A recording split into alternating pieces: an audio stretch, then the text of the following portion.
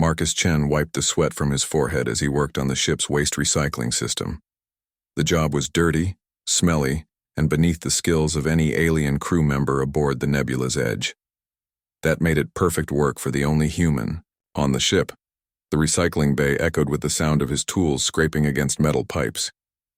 Marcus had been fixing this same system for 3 months now. Every time he thought he had it working properly, something else would break. The alien crew members never seemed to have problems with their advanced technology. But the human waste systems were different. They needed constant attention. Soft flesh. The clicking voice of Crixta made Marcus look up from his work. The insectoid Vexhai stood in the doorway, her forearms crossed in annoyance. Her compound eyes reflected the dim lights of the recycling bay. "Captain wants to see you on the bridge." Marcus set down his tools and pulled off his work gloves. "Did he say what for?" "Does it matter?" Crixta's mandibles clicked in what Marcus had learned was the Vexhai version of laughter. "You do what the captain says. That is your place on this ship." The walk to the bridge took Marcus through the main corridors of the Nebula's Edge. The ship was a marvel of alien engineering, built by the Galactic Salvage Consortium to handle the dangerous work of exploring dead ships and abandoned space stations. Every surface was smooth and clean, with soft lights that adjusted automatically to the needs of different alien species. Marcus passed a group of luminary crew members floating near the navigation station. Their energy-based bodies glowed with soft blue light as they communicated through pulses of electricity. When they noticed Marcus walking by, their glow shifted to a harsh red color. He had learned this meant they were amused by something they found stupid. "Look, the entropy walker moves through our clean corridors." One of them pulsed to the others. "How much decay does he spread just by existing?" Marcus kept walking. He had heard worse insults during his 2 years aboard the ship. The Luminari considered all biological life to be crude and temporary. They saw Marcus as barely more intelligent than the bacteria that lived in his gut. The bridge doors opened with a soft whisper as Marcus approached. Captain Zixtal stood at the center of the command area, his crystalline body reflecting light in sharp patterns.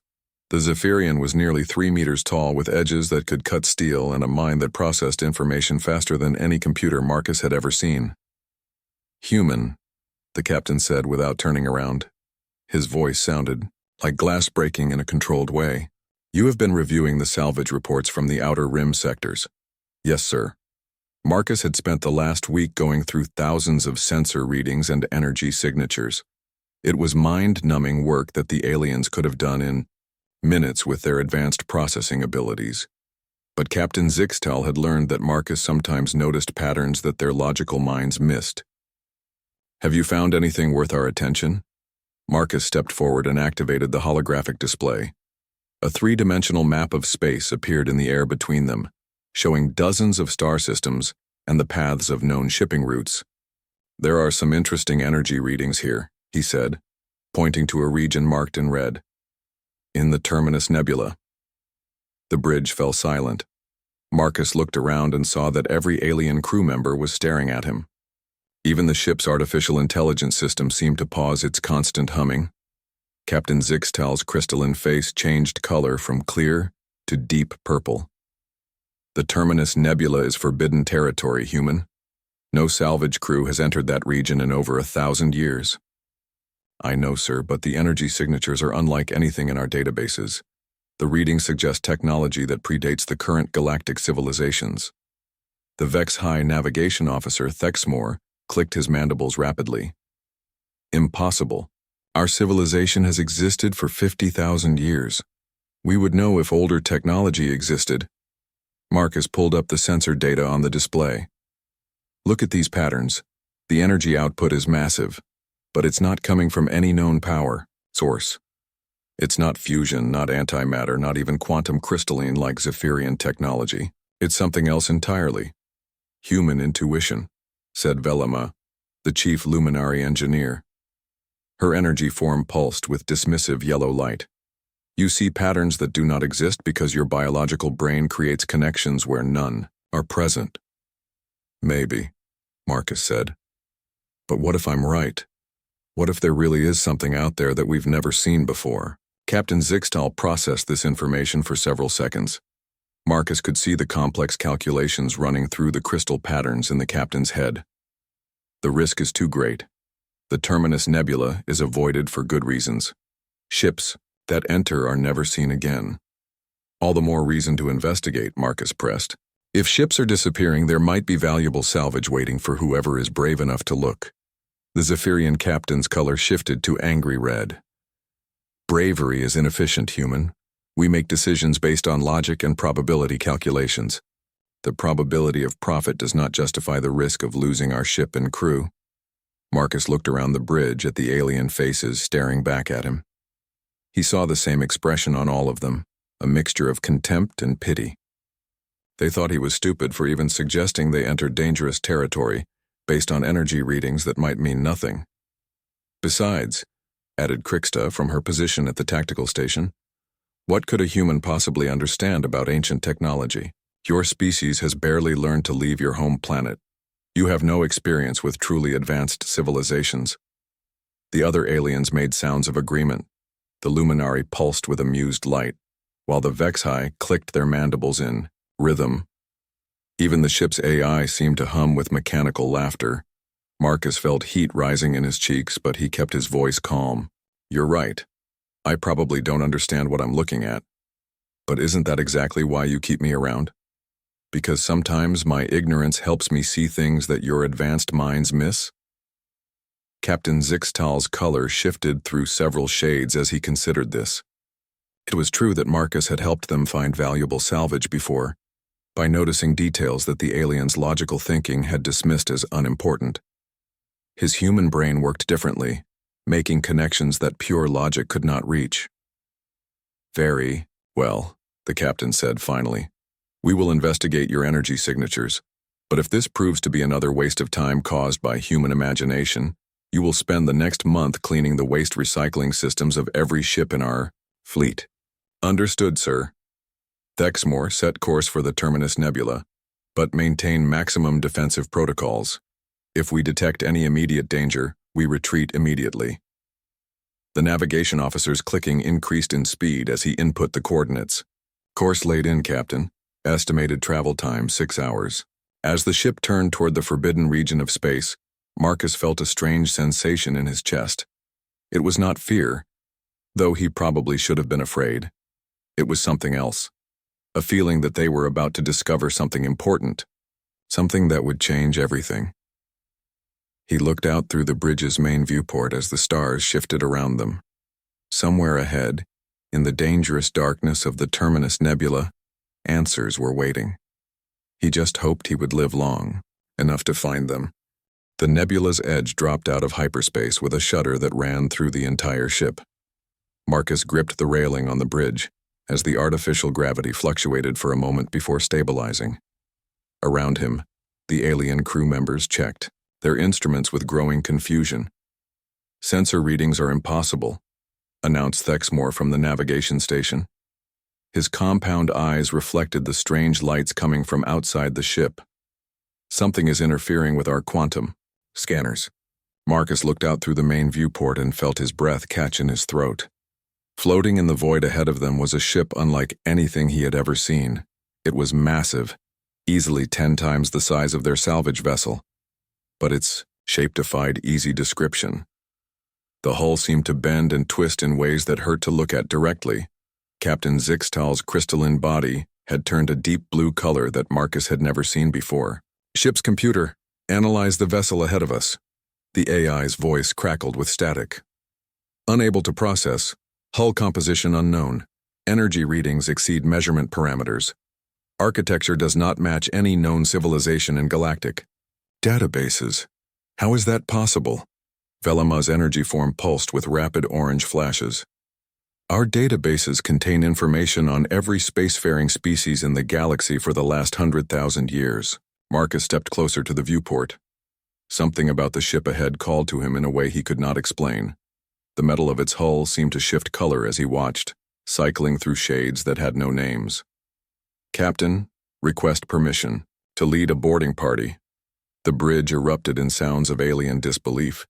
Krixta's mandibles clicked so rapidly they became a blur. The soft flesh wants to board an unknown vessel? Its biological brain has finally broken completely. The readings from that ship could overload our enhanced sensory systems, added Thexmore. A primitive human nervous system would be destroyed, instantly. Captain Zixtal processed this information for several seconds. The human may be right. His inferior sensory equipment might be less vulnerable to whatever is causing our instruments to malfunction. Or he might die the moment he steps aboard, Velama pointed out. The captain's color shifted to practical green. An acceptable risk. If the human dies, we lose only our waste systems technician. If he survives and gathers useful data, the profit potential could be enormous. Marcus tried not to feel insulted by how easily they discussed his possible death. I'll need a full environmental suit and a basic scanner. Nothing too advanced that might malfunction. 20 minutes later, Marcus floated across the space between the two ships in a small transport pod. His environmental suit was the most basic model in their inventory, just life support, radiation shielding, and simple communications. The aliens had insisted he take their most primitive equipment, assuming it would be less likely to fail. As he approached the ancient vessel, Marcus noticed that his simple scanner was picking up readings that the ship's advanced sensors had missed. The hull was not solid metal as it appeared, but some kind of flowing material that existed in a state between liquid and solid. Energy patterns moved through it like blood through veins. Nebula's edge, I'm reading breathable atmosphere inside the ship, Marcus reported through his suit's radio. And artificial gravity. Whatever built this thing, it's still partially functional. Captain, Zixtal's voice crackled with static. Impossible. A ship this old should be completely dead. Proceed with extreme caution. Marcus found an airlock that seemed designed for beings roughly his size. When he approached it, the door opened automatically with a soft whisper of equalizing pressure. He stepped inside and watched as the outer door sealed behind him. The inner door opened moments later, revealing a corridor that stretched into darkness. The moment Marcus stepped into the ship proper, he felt a change in the air around him. It was not just the atmosphere, though that was perfect for human lungs. Something else had shifted, as if the ship itself had noticed his presence, and approved. I'm inside, he reported to his crew. The corridors are sized for humanoid beings. The architecture is strange.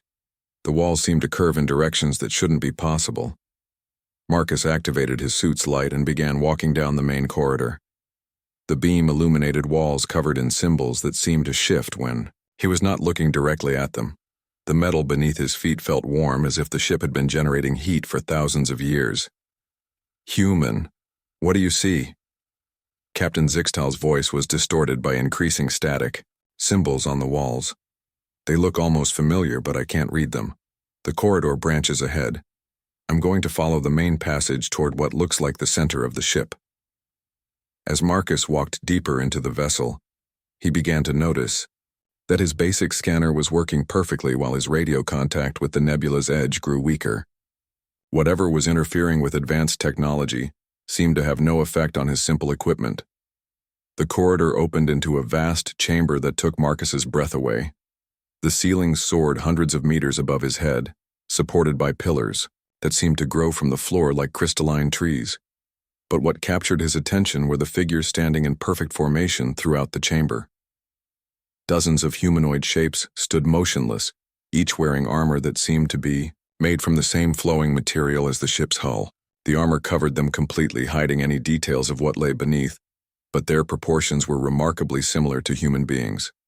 Captain, you need to see this, Marcus whispered into his radio. I've found something incredible. Only, static answered him. His communications with the ship had been completely cut off. Marcus approached the nearest armored figure slowly. Up close, he could see that the armor was covered in the same symbols that decorated the ship's walls. But these symbols were glowing with a soft, pulsing light that seemed to respond to his presence. The figure stood perfectly still, as if it had been waiting in this exact position for thousands of years. Marcus reached out carefully and touched the chest plate of the armor. The moment his gloved hand made contact, the symbols flared brighter. Behind him, Marcus heard a sound like distant thunder. He turned to see lights activating throughout the chamber in sequence, running along the walls and pillars like electric fire. The ship was waking up. On the nebula's edge, alarms began blaring throughout the bridge. Every advanced system on the ship was failing simultaneously. The quantum computers crashed, the enhanced sensors went blind, and the artificial intelligence fell silent. "What is happening?" Captain Zixtal demanded, but his crew had no answers. Their superior technology was useless against whatever force was emanating from the ancient vessel. Krixta's voice buzzed with panic. "All communication with the human has been lost. Our sensors cannot penetrate the ship's hull. We are completely blind. The energy readings are increasing exponentially," Thexmore reported. "Whatever the human has activated, it is beyond our ability to measure or understand." Inside the ancient ship, Marcus felt the deck plates vibrating beneath his feet as massive systems came online after eons of dormancy. The air around him hummed with energy that made his skin tingle even through his environmental suit. The armored figure he had touched remained motionless, but Marcus could swear he felt something watching him from behind that featureless helmet. Other figures throughout the chamber began to glow as well, their armor pulsing in rhythm with the ship's awakening systems. Marcus stepped back from the figure and looked around the vast chamber. Whatever this place was, whoever had built it, they had been waiting for something.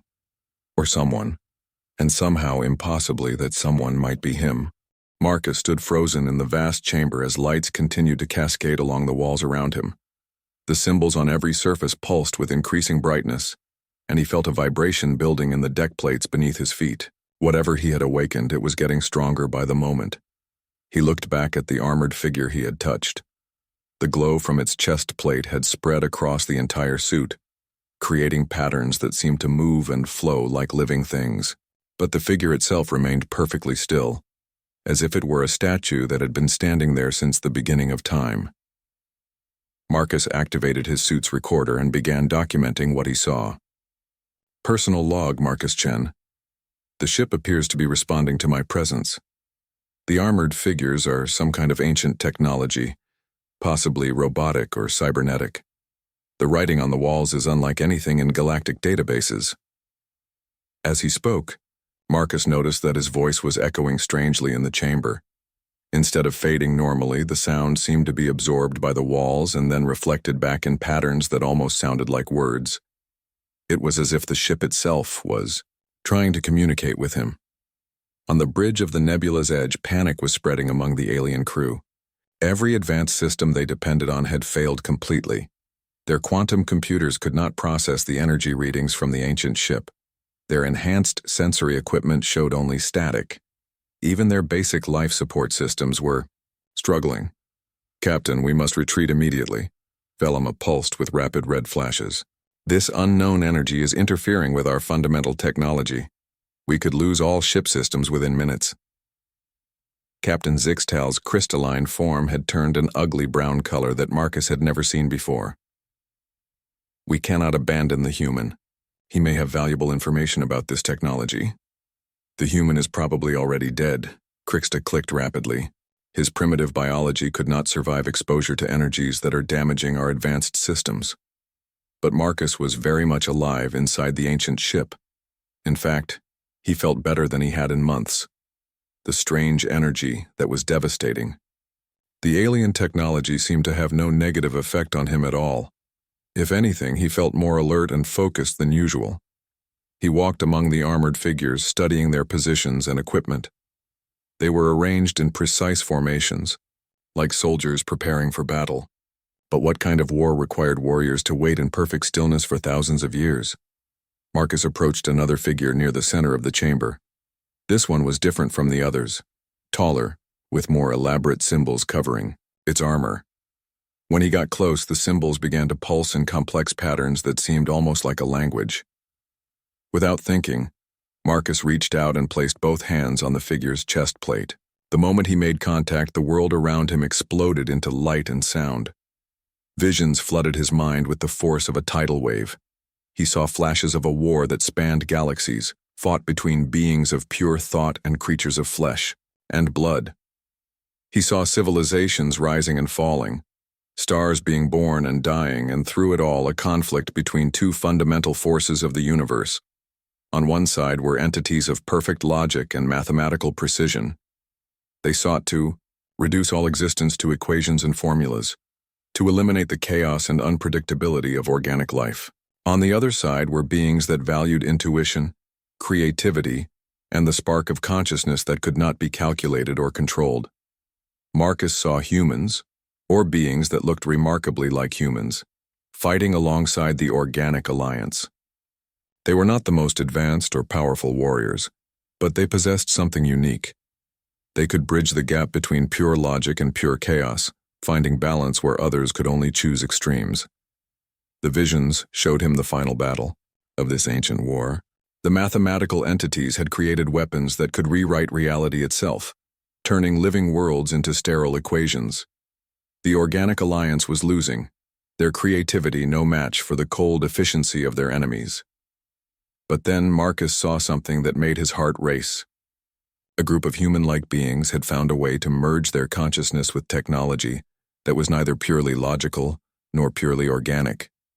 They created armor and ships that responded to will and intuition rather than programming and calculation.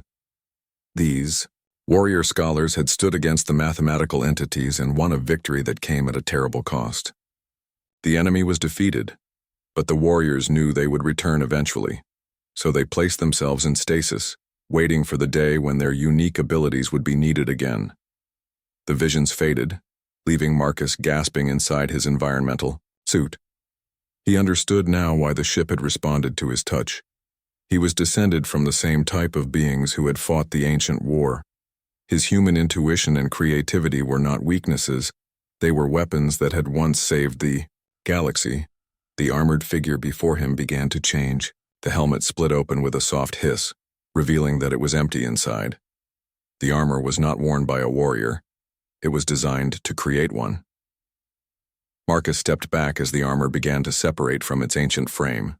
Pieces of the suit floated through the air toward him, moving like liquid metal that had learned to fly. He watched in amazement as the chest plate approached his environmental suit. "What are you doing?"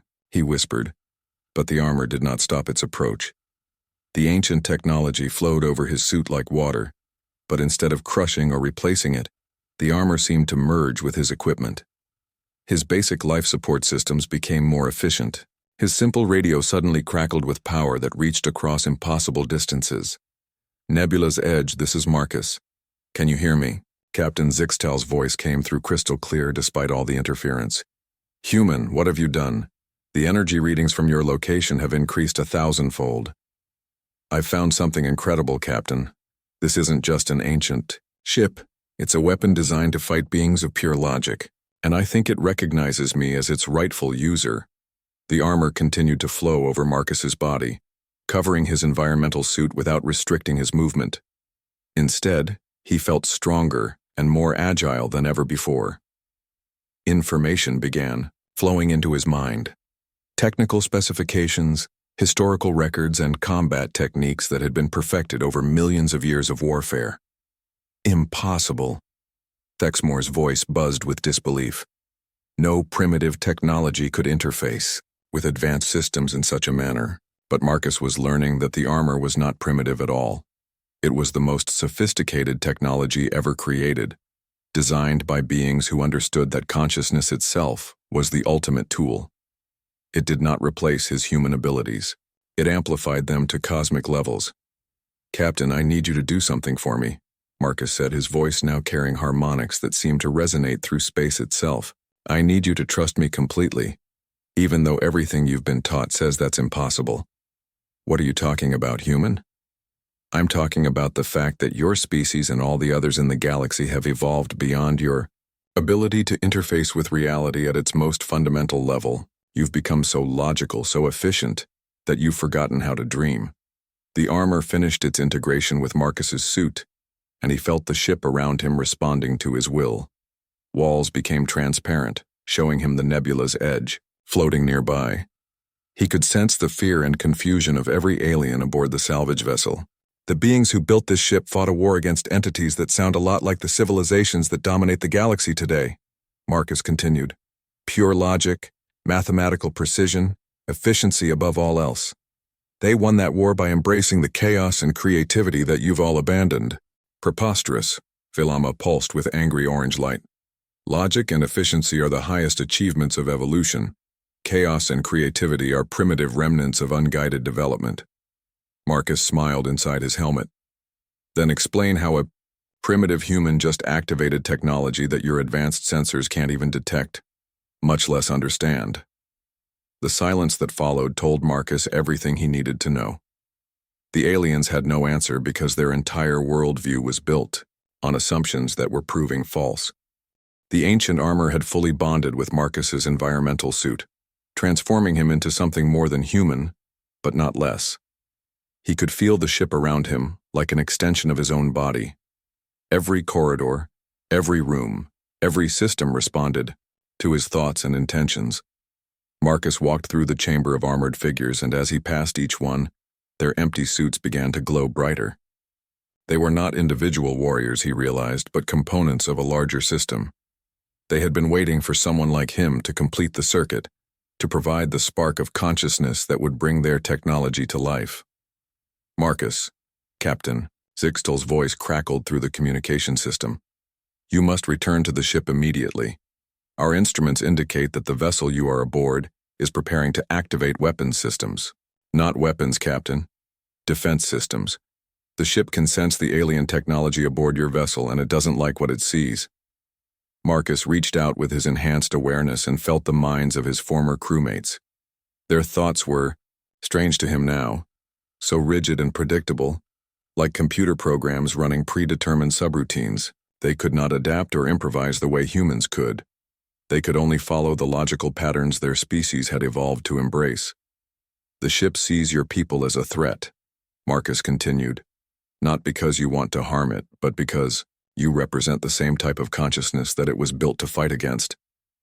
That is impossible. Crixta's voice buzzed with agitation. We are explorers and salvagers, not warriors. Our intentions are purely scientific. Your intentions don't matter. It's what you are that the ship objects to. You've evolved into beings of pure logic, just like the enemies that the original builders of this ship fought against. Marcus could feel the ship's defensive systems charging around him. Energy patterns that had been dormant for millennia were coming online, preparing to eliminate what they perceived as a threat to organic consciousness. If he did not act quickly, his former crewmates would be destroyed. Everyone on the nebula's edge, listen carefully, Marcus said, his voice now carrying the authority of the ancient ship itself. You need to power down all your advanced systems, immediately. Keep only basic life support running. Anything more sophisticated than simple electronics needs to be shut off right now. Preposterous, Velima pulsed angrily. We cannot survive without our enhanced technology. Our bodies require specific environmental controls. Then you'll have to adapt just like humans do every day. Captain Zixtal's crystalline form was cycling through colors rapidly as he processed this information. Human, if we power down our systems, we will be helpless. We will have no weapons, no shields, no ability to escape if necessary. Captain, if you don't power down your systems, you'll be dead in about 30 seconds. The ship's defense grid is almost ready to fire. Marcus felt the weapon systems reaching full charge. Beams of energy that could unmake matter at the molecular level were targeting the nebula's edge. He reached out with his enhanced consciousness and touched the ship's targeting system, trying to convince it that the aliens were not a threat. But the ship's artificial intelligence was ancient and inflexible in its own way. It had been programmed to destroy any technology that represented the mathematical entities that had once threatened all organic life. The advanced systems aboard the nebula's edge matched that profile perfectly. Please, Marcus whispered to the ship. They're not the enemy, they're just afraid and confused. Give me a chance to show them another way. For a moment the weapons hesitated. Marcus felt the ship's consciousness considering his request. Then slowly, the energy levels began to decrease. The ship would not fire, but only because Marcus had asked it not to. All systems powered down, Captain Zixtal reported. We are running on emergency battery power only. Good. Now I'm coming back aboard to explain what's happening here. Marcus walked back through the corridors of the ancient ship, marveling at how different everything looked through his enhanced senses. He could see energy patterns flowing through the walls, information networks that connected every part of the vessel, and something else. Traces of the consciousnesses that had once operated this technology. When he reached the airlock, Marcus paused. He could remove the armor and return to being just another human technician cleaning waste systems, or he could embrace what he had become and show the galaxy that humanity had a role to play that no other species could fill. The choice was easy. Marcus stepped through the airlock and floated across space toward the nebula's edge. But now he did not need a transport pod. The armor allowed him to survive in vacuum and propel himself through space using controlled energy fields. He moved like a being of pure will, crossing the distance between ships in seconds. The aliens watched through their viewports as Marcus approached their vessel. They could see that he had changed, though they could not understand how. His movements were too smooth, too confident. He no longer looked like the clumsy human they had mocked for years. Marcus passed through the hull of the nebula's edge without opening an airlock. The armor allowed him to phase through solid matter when necessary, existing in multiple states simultaneously. The aliens' instruments detected impossible energy readings as he materialized on their bridge. "How did you do that?" Thexmore's compound eyes were fixed on Marcus as he stood before them in his transformed state. "I learned to stop thinking like you do," Marcus replied. "I stopped trying to force reality to follow logical rules, and instead learned to work with the chaos and uncertainty that you've all tried so hard to eliminate." The alien crew members backed away from him instinctively. Their enhanced senses were telling them that Marcus was still human, but their instruments showed energy readings that defied all known science. "This is impossible," Velama pulsed with confused yellow light. "Organic consciousness cannot interface directly with advanced technology in this manner." "Your technology can't, but the armor I'm wearing was built by beings who understood that consciousness itself is the most sophisticated technology in the universe. They learned to create tools that enhanced intuition rather than replacing it." Captain Zixtal's color had stabilized to a deep blue that Marcus had never seen before. "What do you want from us, human?" Marcus looked around the bridge at the aliens who had mocked and dismissed him for so long. He could destroy them all with a thought, or force them to serve him as they had forced him to serve them. The power he now wielded was beyond anything they could understand or resist, but that was not what the armor was for. That was not what its builders had intended. "I want to teach you," Marcus said simply. "I want to show you what you've lost in your pursuit of perfect logic, and I want to offer you a chance to become something more than you are." The aliens stared at him in silence, their advanced minds struggling to process concepts that they had abandoned millions of years ago. For the first time in their lives, they were faced with a mystery that pure logic could not solve, and Marcus smiled, knowing that their real education was just beginning. Marcus stood on the bridge of the nebula's edge, watching his former crewmates struggle to understand what had happened to him. Through the armor's connection to the ancient ship, he could access millions of years of stored memories and knowledge. The truth about humanity's place in the galaxy was more incredible than he had ever imagined. The beings who built that ship were not just another alien species, Marcus began, his voice carrying harmonics that seemed to resonate with the fabric of space itself. They were the original template from which humanity evolved. We are their descendants, scattered across the galaxy when their civilization fell. Captain Zixtal's crystalline form shifted through several colors as he processed this information. "Impossible. Human evolution is well documented. Your species developed on a single planet with no outside influence. That's what it looks like from your perspective," Marcus replied. "But the armor is showing me memories that go back millions of years. Humanity didn't evolve naturally on Earth. We were placed there by refugees from the ancient war, beings who wanted to preserve the balance between logic and intuition that your species have lost." Marcus gestured toward the ancient ship floating outside their viewport. Every civilization in the current galaxy descended from species that chose pure logic over balanced consciousness. You achieved incredible technological advancement, but you lost the ability to interface with the fundamental creative forces of the universe. Crixta's mandibles clicked nervously. Creative forces are inefficient. Logic and calculation provide predictable results. And that's exactly the problem, Marcus said. The universe isn't logical. Reality is built on chaos and probability, on quantum uncertainty and creative potential. By embracing pure logic, you've cut yourselves off from the very forces that shape existence. Through the armor systems, Marcus could feel the ancient ship responding to his presence. It was not just a vessel or a weapon. It was a tool for reshaping reality itself. The original builders had learned to use consciousness as a technology, creating effects that appeared magical to minds that could only think in terms of cause and effect. "Watch," Marcus said, extending his hand toward the main viewer.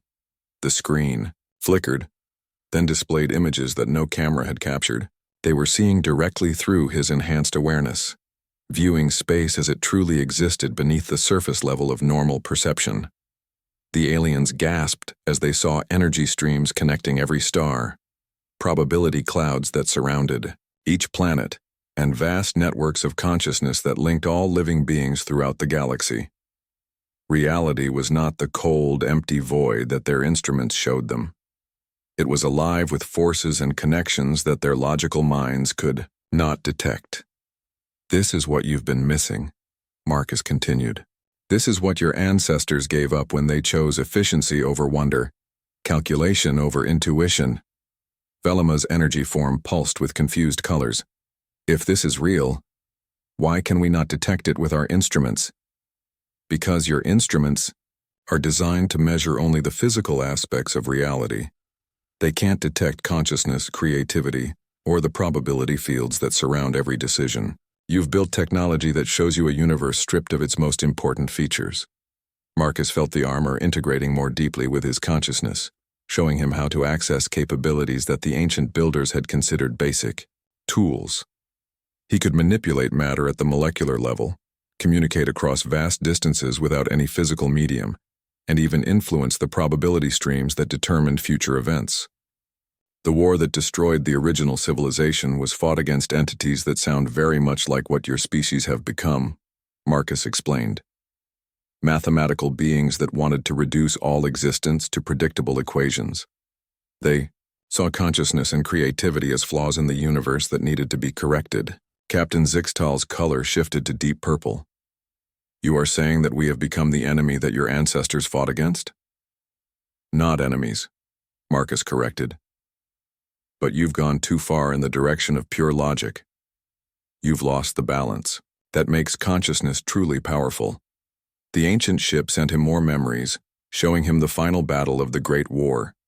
The mathematical entities had nearly won, turning entire star systems into sterile computational matrices. Only the intervention of the balanced beings, the ancestors of humanity, had prevented the complete mechanization of the universe. "The builders of this ship didn't destroy their enemies," Marcus continued. "They found a way to restore balance to them. They taught the mathematical entities to value creativity alongside logic, chaos alongside order. But they knew the tendency toward pure logic would resurface eventually, so they went into stasis, waiting for the day when their descendants would be needed again," Thexmore said, his voice unusually quiet. "Exactly. And that day is today." Marcus turned to face his former crewmates fully. "Humanity isn't trying to catch up to your civilizations. We're here to remind you what you've forgotten. We're the key to unlocking capabilities that you've bred out of yourselves." He extended his awareness through the ship's systems, gently, touching the minds of each alien present. Instead of forcing change upon them, he simply showed them what they had lost. He let them feel, for just a moment, the creative potential that their ancestors had possessed before logic became their only tool. Crixta's compound eyes widened as she experienced a flash of pure intuition, the ability to know something without calculating it. Velama's energy form shimmered as she felt the joy of creation for its own sake, not for any logical purpose. Captain Zixtal's crystalline structure resonated with emotions that his species had not felt for millions of years. "This is overwhelming," the captain managed to say. "How do you function with so much uncertainty, so much chaos in your thoughts?" Marcus smiled. "The same way you function with so much order. We've learned to find balance. We use logic when it serves us, but we don't let it become our master. We embrace chaos when it leads to creativity, but we don't let it destroy us." The journey back to civilized space took several days, but it felt like a lifetime to the alien crew. Marcus spent the time teaching them techniques that their ancestors had known but their cultures had forgotten. He showed them how to make intuitive leaps that pure calculation could never achieve, how to create beauty for its own sake, and how to find meaning in experiences that served no logical purpose. Most importantly, he taught them how to interface with the probability streams that connected all conscious beings. They learned that every decision created ripples throughout reality, and that by working with these ripples instead of against them, they could achieve results that seemed impossible to logical minds. When they finally reached the outer colonies of galactic civilization, news of their discovery spread rapidly. The ancient ship that followed them through space was visible to every sensor array in the system, but only human consciousness could truly communicate with it. Marcus found himself in a position he had never expected, not as Earth's representative to the galaxy, but as the galaxy's guide to capabilities it had forgotten. Alien scientists, philosophers, and leaders came to study what he had learned, seeking to understand how consciousness itself could be used as a technology. But Marcus was careful not to simply give them answers. Instead, he taught them to ask different questions. He showed them that the universe was not a puzzle to be solved, but a symphony to be played, with consciousness as the conductor that brought harmony to chaos and meaning to randomness. The ancient armor remained bonded to him, but Marcus learned to share its capabilities with others who showed the proper balance of logic and intuition. Humans became the teachers and guides that other species needed to rediscover their own creative potential.